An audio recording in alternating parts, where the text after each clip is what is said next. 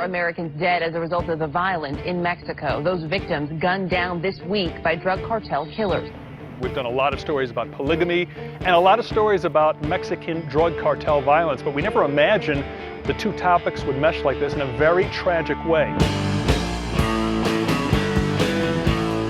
The freeing of one of their own by the LeBarons protesting in Chihuahua had sent a message to the narcos. They weren't going to back down, they weren't going to submit, they were going to fight. But it didn't take El Rikin long to send a message right back.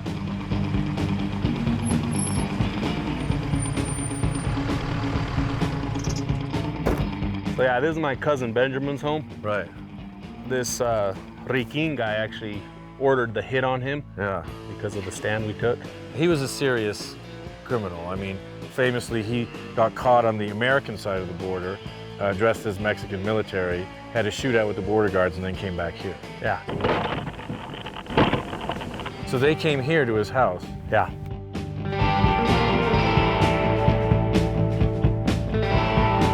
He showed up with 15, 20 guys, 2, 3 trucks, pickups.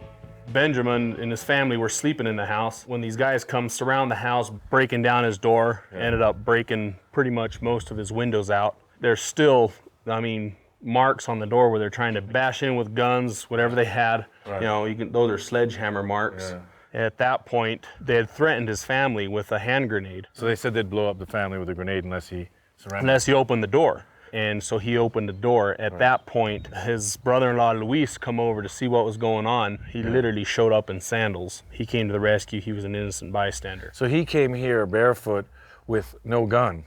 At all. Against guys who were armed with machine guns and grenades. Yes. But they beat him and picked him and Benjamin up and took them about 2 miles down the road here and shot them both and left them on the side of the road. So because El Rikin put the hit out on Benjamin, it put enough domestic pressure here that they would offer him up to the American authorities for the Mexican incident where he was dressed as the military with the border police. Very much so. Yeah. Very much so, yeah, because I don't think they had enough here to hold him here, so they actually shipped him to the U.S. Right. And although El Rikin was extradited to America for his firefights with the Border Patrol, none of the other 20-plus men involved in this double homicide have ever been convicted.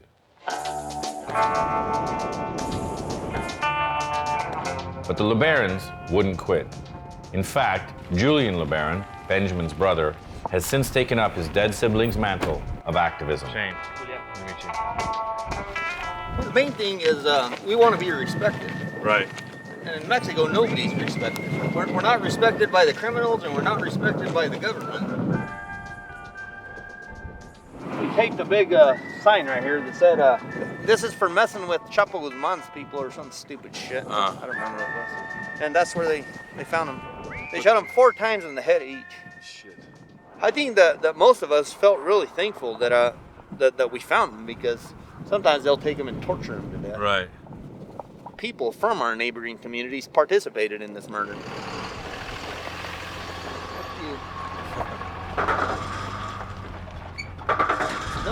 Those are some of the people that are involved with this shit. Really?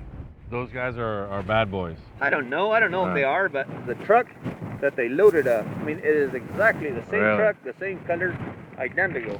Jesus Christ. I thought you guys were friends. No. Wow. To them, it's funny. 10 children under the age of 7 were left orphans when that happened that night. My brother and his brother-in-law, they were some of the most valuable people in our community. This can never be acceptable. Right. Never. Because if this is acceptable, there's no future left. Right. The community initially, what we said is, for every person they kill from our community, we'll kill 10 of them because we know who they are. Right. And then we said, well, that's not a solution, because then you become just like them. Yeah. So the sun was going down, it was getting a little bit late, and the LeBarons told us that we should get back to our hotel before it got dark. We are going to a hotel that's actually in the LeBaron colony, which hopefully will be a little bit safer, but after you hear stories like that, you just can't believe, the fear of violence that these people live under every day. It makes you paranoid to hear stories like that. So we're gonna go to our hotel and lock ourselves in. When it came to them now kidnapping our family members, that's what we took a stand against. We have illegal weapons in our community. Come in and find them if you want. When it comes to protecting our family, we have to die doing it. We're going to.